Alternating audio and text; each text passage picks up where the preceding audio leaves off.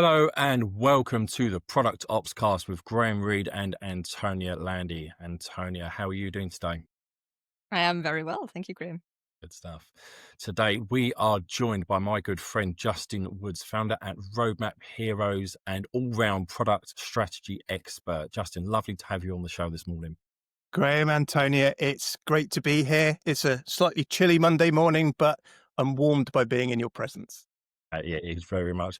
Justin, introduce yourself to our audience. Yeah, of course. So, hi, everyone. My name's Justin Woods. And as Graham mentioned, I'm the founder and lead consultant at Roadmap Heroes. Roadmap Heroes helps technology companies to plan strategy, track execution, and communicate clearly using road mapping tools. I live just south of Oxford in the UK with my wife, Kelly, and my dog, Luna. And my previous history, I've spent 25 years in and around product or product adjacent roles. So I've been a developer, I've worked in support, I've been a product manager, business analysis, customer success, and now I'm an independent road mapping consultant. You're like a business in a box. You could do it all. I think what's been nice is that, and you guys will find this as well, sometimes it only makes sense when you can only join the dots by looking backwards. And all of my parts of my career have kind of beautifully come together to help me to do what I do now. But yeah, there's been a rich history that's got me here. Fabulous. Fantastic. Well, Justin, thank you so much. Today we are going to talk and dive into product management, a product management favorite topic, which is planning and road mapping. So we've absolutely got the perfect guest. Let's kick off with and dive straight in. Um, Tell us a little bit about your experience when it comes to kind of what you've done and what you've seen across different brands, throughout your career when it comes to kind of strategy, planning, road mapping, and all of the above. Yeah. I think the biggest takeaway has been that most companies don't do it well. I've worked with some large blue chip companies. So I've been at Dell and at Vodafone. Dell, I was a product manager of the ecom site. So 16 countries where you would then go to the online purchase path. I looked after the basket or the checkout page of that. That was my first introduction, I think, to product management and road mapping.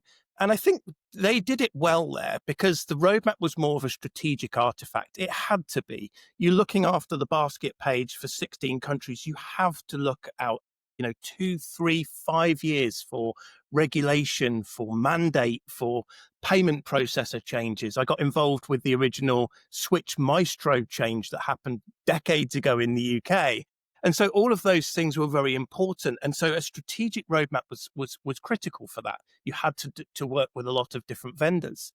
But when I've worked with other companies, either in my profession I do now, or even working at them, it's been a very different picture. Sometimes roadmap was a long-term plan. Sometimes roadmap was a feature list of promises. And so I think I've seen everything from a Trello list for a roadmap of features all the way through to what I would think a roadmap is, which is a true long-term strategic plan looking at outcomes over timeframes rather than features over dates. You touched on a fantastic number of points there, and one point just in particular you mentioned there about kind of what does a good roadmap actually contain? What does it look like? Is it just, regardless of the tool that it's on, is it something that is very lightweight and that list of things, hopefully in some sort of order, to round down to something that is very, very detailed, with timescales and things like that. For you, what does good look like in that Yeah. respect? I think over the last couple of years, I've been a real strong advocate of the strategic roadmap. I think road mapping is a very vague, nebulous term anyway. When somebody asks the CEO, or so the CEO asks someone for a roadmap, the product manager automatically thinks they understand what that means. They go away and create their version of it. And so there's this complete confusion over what a roadmap really is. I like to draw the line that a roadmap is a strategic artifact. It's for communication and alignment. It's something that should look out over a long-term span. And it's something that I like to create an acronym called PIVOT, because I think people need to pivot their thinking of a strategic roadmap. And PIVOT really stands for thinking about problems or opportunities. It's around ideas or hypotheses. It's around value. It's around outcomes or which could even be key results, for instance, from goals or objectives. And it should be about themes. So we get P, problems, ideas, value, outcomes, themes. Pivot your thinking. And what it's designed to do is really shift your thinking to go, oh, okay, so it's not a feature list of what I'm going to deliver in the next quarter. You want me to think much higher level about it. And I think that's important. The other part of a strategic roadmap, of course, we hear from the greats, Jana Bastos, Saeed Khan. Jana talks about a roadmap being an output a prototype of your strategy, and Saeed talks about it being an outcome of your strategic process. And I fully buy into that. And because of that, if we're thinking about strategy, there's no certainty in strategy. Often it needs to be long term because we're telling the workforce, this is where we're going. 2, 3, 5 years. You don't want to put complete promises on there. And so by that very nature as well, you want to be thinking more about time frames or even just an order, a sequence of events. And so for me, I like to think of the strategic roadmap as being that purpose. And if the shorter term plan, therefore, if you have this shorter term plan and the longer term strategic roadmap, the two together help to better differentiate each other as well. And so I'm a big fan of kind of telling teams, look, let's look at your roadmap artifact at the moment. Let's start to break that apart into two separate pieces and let each do each well, rather than one thing that in the middle that does nothing well and just causes more harm than good. Who, in your experience, has the biggest issues with pivoting their thinking when it comes to roadmaps? Such a great question, Antonia, because I think the roadmap, even though it might be owned or maintained by the product function, it's for the rest of the organization. And what I've seen, and this has been a great privilege as a consultant working with lots of different companies, is how the entire company treats product management. And it's how the entire company treats the roadmap. And so what you'll find is that, I'm working for a very large client at the moment. Their internal product teams might be fine with what the intent of a roadmap is, but they're told to create the roadmap so that that can go and get capital funding. And so the people in finance are treating like that as a list of promises, and there becomes the tension within the two. And so I think you can have empowered product teams within companies, but unless the other departments also honor that empowerment and say, look, we're going to give you budget not to deliver a laundry list of features, but to go and solve some gnarly problems that the company needs to work on, you get this massive tension. And I see it, sometimes it can be a small product team within a product function that is more empowered than others. And sometimes you can get a real conflict between the product function and the finance team because they want to work on quarterly budget planning and the product team wants to work on problems. Yeah, I think this is so interesting. And I think regardless of how everybody in the world individually feels about road mapping itself or how to do it well, I think it's a really good delineator of the maturity of a product company to see how is the roadmap accepted? What's the shape of it? What's the use of it? Right? What's on the roadmap? What do you do with that information? So it's a very good way of figuring out where those tensions are as well, right? Because I think a lot of the time the pushback when we want to be more vague on dates, right? More about themes, more about gnarly problems is like, well, somebody in product marketing needs to know when to launch this campaign, right? Or we need to train our sales staff to be able to sell this brand new feature, right? Totally. And I think for me, it comes into what I call circles of trust, which is taking your different business stakeholders and understanding how close you need to keep them, but also what is the level of information that's appropriate for them. And I think that ties into exactly what you're saying there. And Graham, I can see you're vehemently agreeing with this as well. Yeah, I mean, I'm a big proponent of kind of understanding what the audience wants and what it needs, in terms of communication. Justin, you and I have spoken many times about this before. And Antonio, I know you listened to me blabber about this many, many times before as well. But, the roadmap absolutely is a key communication tool. I'm really, really glad to hear that mentioned. But understanding what does the senior leadership team need and in what level of fidelity, absolutely. We hear so much about kind of levels of roadmap or versions of roadmaps that are the same thing under the hood, but tell Um, I guess slightly different stories or stories with a kind of a different context and things like that to, for that audience. And it's important to understand what that audience needs and at the right time. So what you've both said absolutely is key and critical. I think that moves on to a very interesting point and really love to hear from both of you, but Justin in particular, about how do you then approach that with those different teams, with those different individuals, those different levels of seniority to make sure that they get what they need. If we are, in the tech side of the business, we are not wanting, rightly so, to commit on, too much, certainly too much ahead of time. But the other parts of the business need that to fundamentally run the business.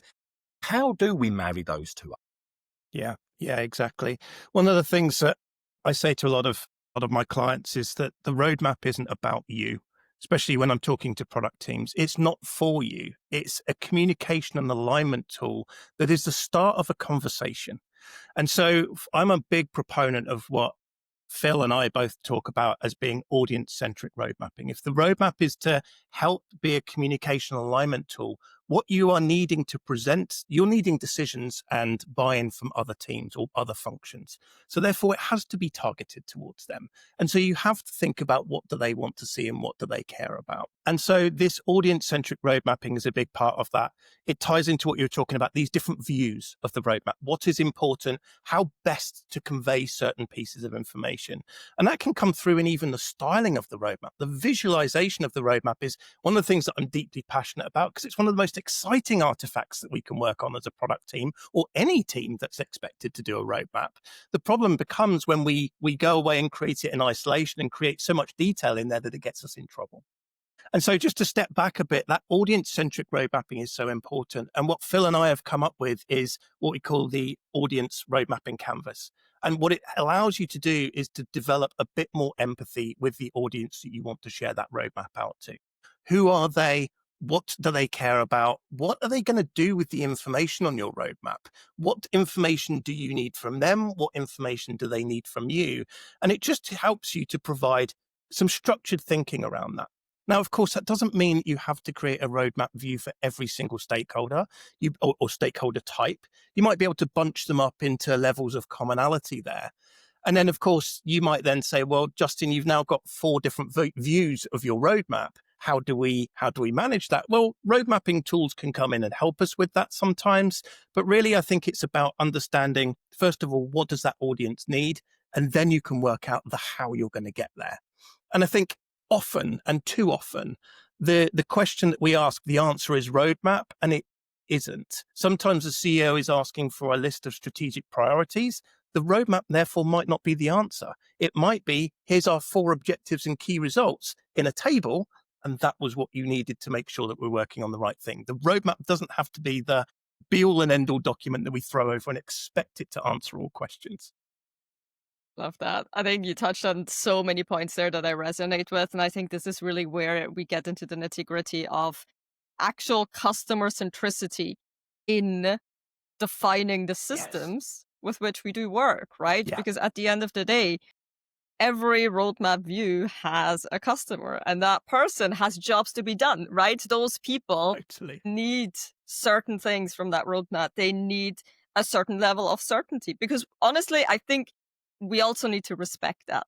I think it's very, very easy to sit in product. And I've been there myself early in my career, right? To sit there in product and say, no, we do not do this, right? But at some point, somewhere down the line, there is somebody who needs at least some level of certainty. And sure, it requires both parties to get closer together. But I think we tend to conveniently forget about us getting a little bit closer, especially to our commercial teams and maybe our finance teams as well. Yeah, big time. And the one thing I want to pick up there, you mentioned certainty. All too often, when you try to think about the levels of unpredictability and uncertainty, as soon as you commit that into a roadmap document, it looks like it's set in stone.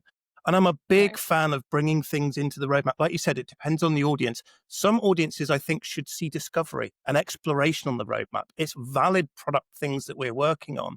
And I think also we're doing ourselves a disservice if we don't indicates some level of certainty on those things.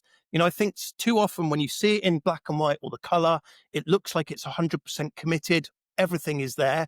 We should do better at being able to say, well, you know what, we could look at this in a year's time, but it really depends on our market economics and these other things that we need to do. And yet that certainty value gets missed off the roadmap. I I think love that. phrase that I often use when it comes to roadmaps, and if you're not in the UK, this might not mean a great deal to you, but just it's like an MOT. The moment that MOT has been written and you've driven it off the forecourt, means it can mean absolutely nothing. It's never stays the same. Can I ask a question now? Do you think that we're a little bit too obsessed in product with roadmaps? Do you think that we are, are you alluding to this, that do we always fall back to the roadmap as the tool to communicate with when it might not actually be correct? That product managers can become a bit, antsy because we've got 3-4 versions of the roadmap and say, well, I've got to keep them all up to date. But actually, you're right, it's a communication tool. And actually, we need to communicate with the right tool in the right way at the right time. And so do we become a little bit too obsessed and over-indexed on roadmaps? Big time. I think all of us are nodding along going, yeah, I've got so much to say on this. I think the roadmap often does too much. If we think about a phrase that Antonio just mentioned, the jobs to be done, what is the job to be done of the roadmap? And what is the roadmap actually? What does it mean to everyone? I think if we did a better job of understanding that, then we would realize that more often than not, giving someone the roadmap is not the answer to the question they were asking. And so, if a roadmap is an output of a strategic process, then actually sometimes the questions we should be asking are of strategy, not of the roadmap. What are our priorities this year? What are we working on? Some of that information needs to come from the roadmap. I had another thought in my mind. Where was I going with this? Some people expect the roadmap to have confidence that the teams are working on stuff. I've often seen senior leaderships want to see the roadmap because they want to demonstrate to other senior leaders that they know what the teams are working on and we're working on stuff. And so I think that's another problem of that as well. I think the roadmap does far too much. It often becomes conflated with the delivery plan. And I don't think modern tools help with that either. When I think about a roadmap, and I've written some blog posts on this, which maybe we can share in the show notes, I've talked about what is the difference and the overlap between the strategic roadmap and the delivery plan. If the strategic roadmap is looking long out into the distance of what we might work on, then timeframes are appropriate. But as we start to come closer, then there will be stuff that we're working on now. And it's okay to share some delivery dates, some certainty, some statuses on that. And what I don't think modern tools do is help us. A modern tool will just go through a database and go, let's list out all of the features over the dates because it's easy for the tool. But that doesn't mean it's right for the reader. And it confuses things like the confidence and the statuses of things, and also the granularity that you want to show. You want to show more vagueness out there. And so I don't really think many tools are doing a good job of even visualizing roadmaps these days. They do it because it's convenient to graph on a Gantt chart in a system. But actually, a true roadmap, and I use Product Roadmaps Relaunched as kind of my Bible. It's very well thumbed by this time. That's, there's examples in there that I really say are probably the better examples of roadmaps. I have a question, and maybe it's a little mean one, but let's see. So I think we understand what we've been talking about, right? But when there is no road mapping consultant and when there is no product ops person in the mix, whose responsibility is this? Whose responsibility is the roadmap? To ensure the roadmap fulfills its purpose. Wow. I mean, doesn't it always fall down to the product management teams largely? Although that's assuming that road mapping is a product management only activity. I've worked with teams where they have to create marketing roadmaps. In fact, I'm doing that now, sales roadmaps and things like that. There's an interesting stat to share with you, which is 65% of product managers claim that road mapping is the most difficult part of their job. And that was a GitNux product management statistic from a survey they did in 2023. I think that's very telling that this artifact ends up landing with the product management team and they're not necessarily well equipped to work on it or to deal with it, we're seeing that frustration or that difficulty come through in the statistics. It ultimately comes down to the product management teams, but it's not a product management team artifact, it's a company artifact. And what is the part that they are finding most difficult, do you feel? Is it the is it the physical creation on Miro or whatever? Is it the getting the alignment from everybody, or is it the kind of the pre-work, the planning, the discovery, and arguably are they all the same things? Is that all part of the same job? Yeah, that's a great question. I think over the 10 years or so that road mapping has really been close to my life, I learned the importance of road mapping over roadmap. It's not necessarily the artifact in and of itself. We can all draw, tables in Miro or rectangles on a mural board or in Excel. We've all seen the weird and wonderful combination of different roadmaps out there. I think the challenge becomes road mapping as a process.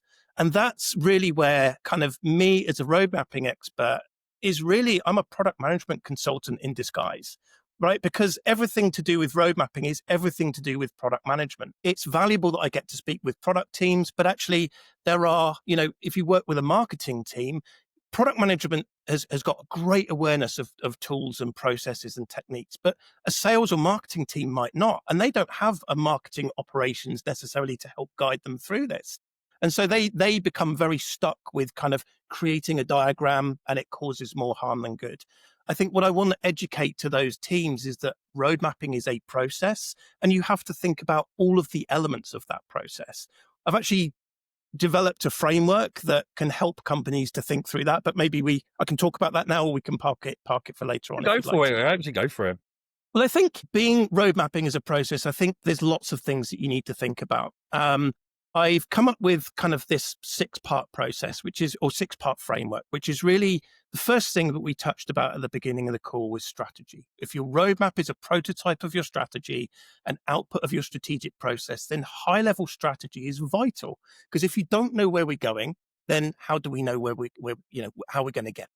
So you've got to think about your high-level strategy, and the roadmap is not a substitute for a high-level strategy. Unfortunately, many companies, the roadmap is the most strategic that they get. And actually, the roadmap is not the beginning of your planning process, it's the output of your strategic process. And so it's placed too wrong in that kind of strategic cascade.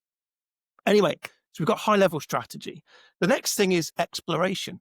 We've probably never built any of these things that we're building before. I hate the analogy that a roadmap is a map of roads, because if you've tarmacked roads, you've obviously understood that they are so important that we've traveled them thousands and thousands of times in order to wear a footpath into a track, into a tarmacked road. Of course, we can predict how long it's going to take to get from Oxford to Southampton because we've been there a billion times. But in road mapping, often when you're building something that you've never done before, how can you possibly tell how long that's going to take?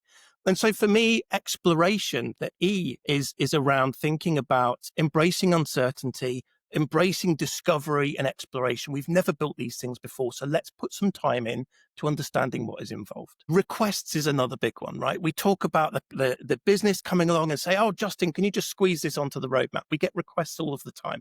How can we think about how we capture those requests, prioritize them, and have the right dialogue with people to say this is a priority right now or it isn't? A big one for you guys is operations. I think we need some form of roadmap operations. It doesn't need to be as robust as product operations, especially for the marketing team that I'm working with. But we need to think about what is our communication cadence? How do we start to have conversations with stakeholders? What do we capture from them? What do they need from us? That operations side of road mapping, I think, is really important. We then come to the execution side of things. No doubt, when you create a strategic roadmap, you want to plan and execute against it. And that is often where people think about the roadmap being more of the delivery plan. And I'm a big fan of a delivery plan. That's fine. It's there to help other people understand, what teams are working on things. So we've got the the execution side of things. And then the last one is something that we've already talked about, which is sharing. What views do we have of the roadmap? What different presentations do we have of the roadmap? How often do we share it? What feedback do we get from people when we do that? And so those 6 things, high level strategy, exploration, requests, operations, execution, and sharing, spells heroes. And so that's really where I've come out with Roadmap Heroes, is to help people understand that it's not just a single one and done artifact at the beginning of the year. It should be a living and breathing process that we follow, maybe light touch, but we follow throughout a year. And that's really why I think road mapping over roadmaps is most important. I think that's exactly the problem that most people have with roadmaps in general, is that it feels like once you've created it, it's absolute. It's unchanging, right? It's the gospel. It tells us exactly where we're going. And I think the culture change and the mindset change behind this idea that it is continuous, it is evolutionary, rather than, like you say, a concrete map where we have tracked that we are going from A to B. I think that's the most meaningful change that is required, but that's where you also get the most meaningful uplift, because then, just like you said, you can use it as a conversation starter, right? It is something that helps you make better decisions at the end of the day, have better conversations with stakeholders, with partners, with teams and other departments. And that, to me, is really the job to be done of a roadmap. It is not the artifact itself. Right. Exactly. And we don't do ourselves a favor by, often it's a tick box exercise in order to help Yes. someone else with their job to be done, probably budget for the year. We don't use it. It's too difficult to maintain. We don't understand what we're maintaining, and we put it into a SharePoint and then just do what we want to do anyway. And often that ties into what you were saying, Antonio, about the culture and the behaviors of the organization and how they treat road mapping. I often see product managers hate it because they come out with something often done in isolation, let's face it, but some of the best ones will do it in collaboration, but then they'll be overruled anyway. And so it feels like a tick in the box that we do, but we know it's just paying lip service to, some form of strategic road mapping when it doesn't get followed. Graham, I'm curious what your thoughts are as well, because I know that resonates a lot with you as well. It does. I got two points to talk about here in particular. To flip the coin around a little bit, throughout my career, I've often, and I have been guilty of this earlier in my career, of feeling that roadmap is kind of a little bit one and done. But from a product manager's side, that actually there is an effort to go through, whether it's kind of the whole planning cycle, creation of the roadmaps, however we want to stitch that together, that it is, okay, well, we've done it, and now we've not got to do it again for a while until we kind of get towards the end of the roadmap. Yeah. I remember very specifically, basically having once every 3 months, we'd get into a room, we'd have the special paint on the wall that you turned it into a whiteboard, and we'd draw this stuff all over the whiteboard. And firstly, we'd never look at it again, to be honest with you. But secondly, we then only came back together once every 3 months and going to go, well, where are we now? Well, we did that, we did that, we did that. We didn't do that. So let's shift that along again. And I'm like, but for me, this should now, I don't know, appreciate this more later in my career, that this should be almost a continuous piece.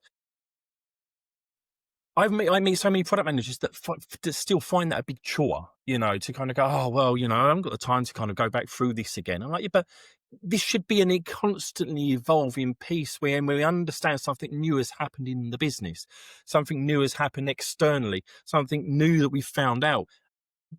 How does this then fall into the plans? It shouldn't be, well, we found this out, but we can't do anything about this for 3 months till I look at the roadmap again.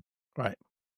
And do you know what? That's why meeting you on LinkedIn and then meeting wonderful people like Antonia, who's been on our Talking Roadmaps channel as well, I've really learned a lot from both of you and been very grateful for product operations in general, because one of the things that product operations concerns itself is with problems like that. How do we make this continuous? And so what have you guys learned from maybe answering your question, Graham, with the product operations lens?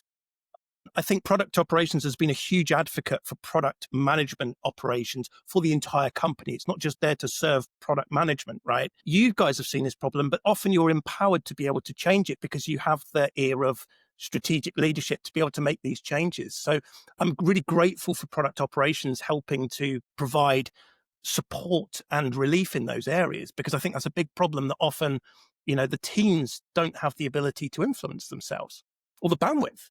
It is about bandwidth, right? It is. And it's exactly like, Graham, I love that you say this. Like, I do not have time to do this like every single week or every single month. Like, roadmap is one and done. you get to bother me once a quarter, and I give you some semblance of certainty that at the end of the day, we all know it's not going to get, it's not going to reflect reality, and then we move on. But I think it is culture change. It really is. And I love, Justin, that you mentioned it's for the company, right? We don't do PM operations for PMs, right?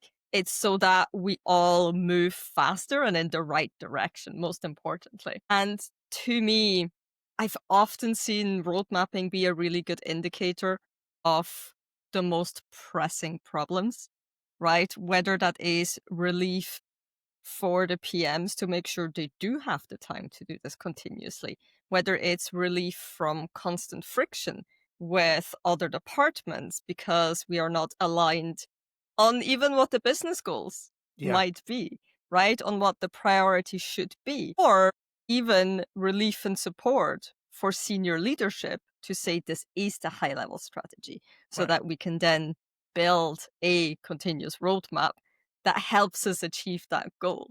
So I love that you touched upon all of these points, but from a product operations perspective, I always go back to what does this specific organization need, right? And I think that's where we start having really interesting discussions about tooling as well, because the vast majority of tools have a very unique and very well-defined point of view of how they believe roadmaps should be done, right? And then it's up to us to understand, does this fit our organization? Does this fit with the maturity we're at in this given moment? And how can we adapt those out-of-the-box solutions to help us do what we need it to do? Yeah, brilliant. I think this is an interesting challenge that I'm currently helping my company with at the moment.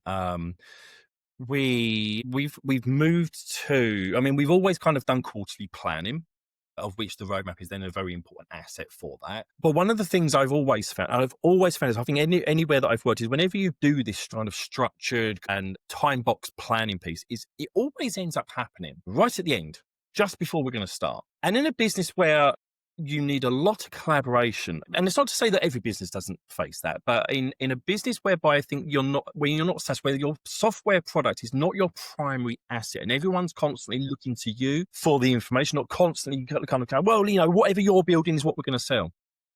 At Helios, where I am, our primary asset is the medication that we sell, and we build the e-commerce website on the front of it. And so we're not the primary asset, we're the facilitator. And there are many facilitators around the business that all contribute to the goal.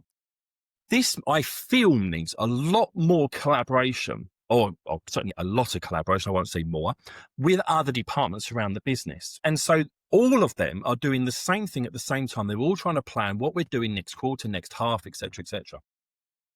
And so if you leave that planning to right to the very end, you end up with either no collaboration, or you end up with everyone panicking at the last moment because what you want to do has not been contributed to what they're planning, and what they're planning has not contributed to what you're planning. Right. And so all of a sudden, everyone's got to get to the end, those end last 2-3 weeks, and everyone's plans are then shared, and those plans never align. And then you go, oh my God, well, I've got to change my plan. You've got to change your plan, blah, blah, blah, blah. So one thing that we've moved to is kind of like continuous planning throughout the quarter in preparation for the next quarter. And when I presented this a little while ago to other peers, everyone was saying, "Oh my God, this is really bureaucratic. This is really efficient. How are you planning for 3 months? Blah blah blah blah." It's not.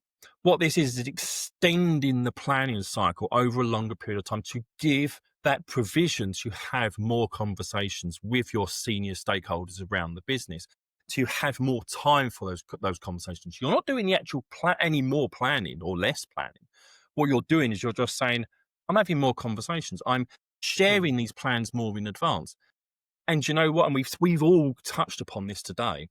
Those plans are not fixed until kind of you get towards the end anyway. So actually you start to think about what you're doing, back of a napkin in kind of month 1.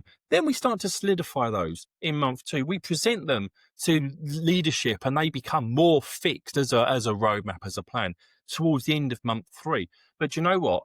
Everybody's now starting to do that, and everybody's aligning. And so those plans are tweaking and they're changing and they're flexing throughout the quarter to get it right. And so it then comes back to getting that alignment right across all the teams, across the business. Coming back to Tony's, what you said, this is not product operations for just product management. This is getting everybody in the business to be aligned actually with each other in this respect. Yeah. Yeah, that's a beautiful thing. Kind of shifting to a continuous planning, continuous road mapping, continuous strategy type mindset, I think is valuable. Also, just doing just enough planning. I'm a Yeah. big fan of that. As you said at the beginning, the MOT is almost out of date by the time you drive off because the wheel could fall off in 20 miles down the road. It wasn't caught in that. Similarly with the roadmap, and the more the roadmap changes, the more people believe that it's a contemporary artifact, i.e., it's something that's living and breathing. It can change over time. The reason why people get fake confidence in the roadmap is because it didn't change through the year, because it was only updated once. And so I think if you bring in that behavior and shift the conversation about what a roadmap is, but also how often it's updated, if people can see the roadmap change quite frequently, they will have less confidence in the things that are shown on the roadmap. But it is the appropriate level of confidence now, or the appropriate level of certainty, because they realize that they can trust in the roadmap at being transparent, but not being sacrosanct. And I think that's absolutely vital. So I love that you shared that, Graham. And I think that's something that Antonio and I as well just deeply believe in. And I think that's the next important shift for companies. I just love that. I love that piece that you said, that the appropriate level of confidence. I think that's really, really important, because it's actually, if you say, no, this is fixed and this is what it's going to be, especially in this world that we've been in the past 3, 4, 5 years, Yeah, you have absolutely no guarantee of what tomorrow's right. going to look like. That's With right. geopolitical events, with wars, with the climate, with everything that's going on, with just economics. Nothing is certain right now. Even with what we would associate with the biggest names on the planet, are fundamentally shifting and have problems and making huge layoffs and things like that. So we can't guarantee any of this. So I love what you said there about having an appropriate level of confidence, just enough to get us to that next stone, get us to that next milestone, get us to that next marker. I think that's super important. Yeah, maybe we should put confidence levels on our discovery work, on our development work, and then in that conversation that we have with our audiences, actually say to them, what level of confidence do you need in order to be able to know that you need to act on this next thing? And you know what? If what they say we need 80% confidence that it's going ahead, and you've got something on your roadmap that's 60% confident, don't show that item on their view. It doesn't help them. It doesn't give them the information they need. It's easier said than done with tools that can help automate it. It's a bit more difficult when it's in a single tool and a single view. But why not? Right? The roadmap isn't for you. Yeah. And I think this goes back at the very beginning of this call. You talked about surfacing discovery, right? Yeah. And I absolutely love that, to say, listen, by this point in the quarter, we believe we're going to have a good idea of what the solution looks like, right? And some people really want to know about that stuff. Like you say, for the vast majority of people, probably not that interesting, right? Come back to us when you have the rough shape of the Right. solution, Right. because maybe that's when we can start acting on it. But I think making, like, it's such an interesting tension between what, like, gospel and certainty on one side and the actual reality of the product management job, where we are consistently and constantly discovering, right, the next step forward, the next best path. And I think simply by surfacing that, all of that discovery work, all of that work that goes into getting towards certainty, right? Even that makes people more confident. And it helps them understand that, yeah, this is taking way longer than expected because of XYZ. Or we thought we were going this direction. Luckily, we figured out in advance before we built anything, right, that this wasn't the right way to go. Of course, the roadmap should change to reflect that. Absolutely. Especially if we think of product management as a de-risking function.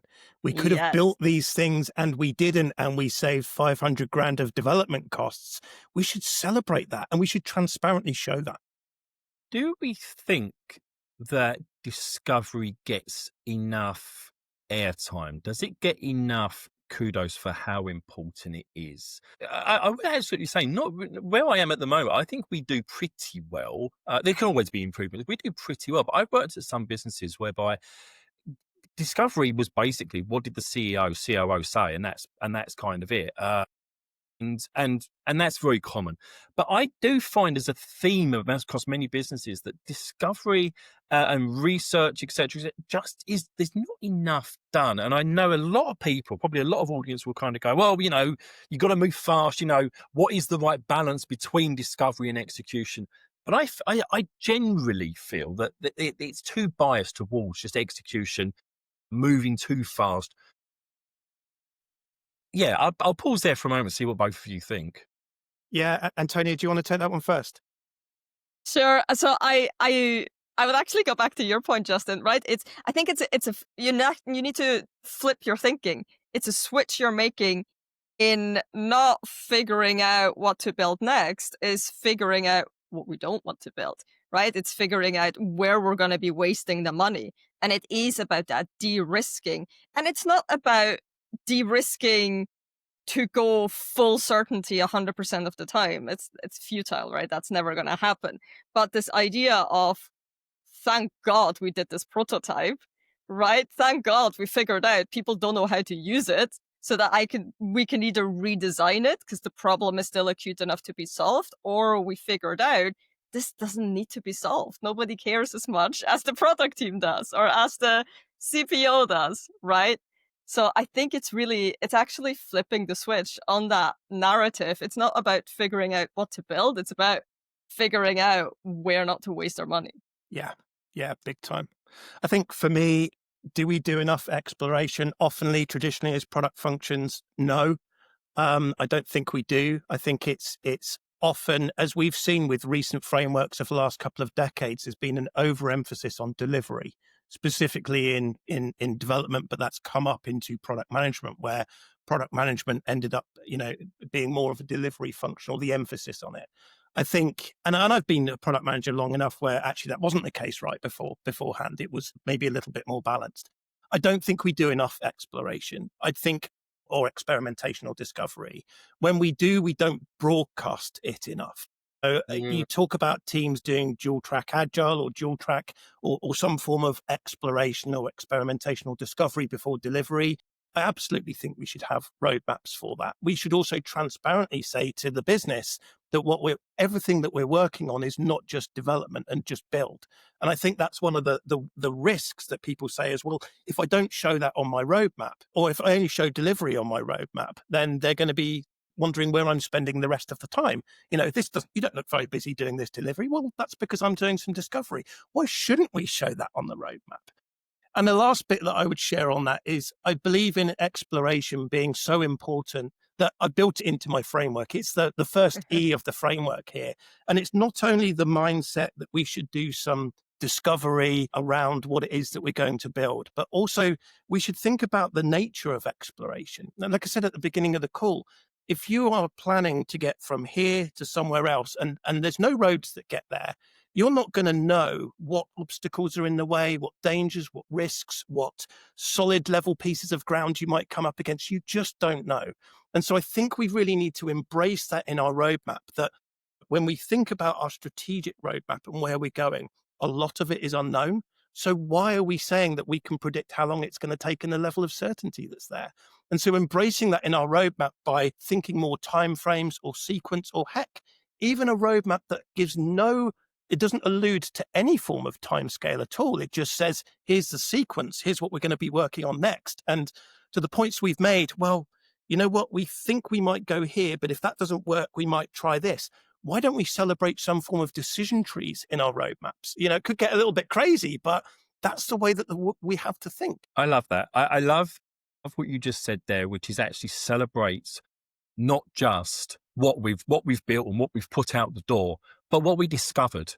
What we celebrate the fact that, look, we did this research and it said we shouldn't do this. And my God, we've been talking about this for a long time, but actually we've really saved ourselves. Celebrate, all the bits and pieces that we've discovered and understood. the experiments we've done. That's something we, again, I'm really pleased that we do quite well, is we talk a lot about the experiments that we've run and the outputs of those. You know, the A/B tests that we've put out to our customers and kind of go, yeah, look, this increased, you know, conversion by 5%. Lovely, fantastic. That's really, really great. We should be celebrating that, not just because of the results that's done, but the fact that we've taken that time to think about, you know, what could and what might not happen, and just explore that, and what has it saved us for a couple of days, a week's worth of dev versus, well, we just kept going down that road and what we missed Yeah. out on. Yeah. Yeah. And of course, the other part of a roadmap, of course, is the looking backwards part.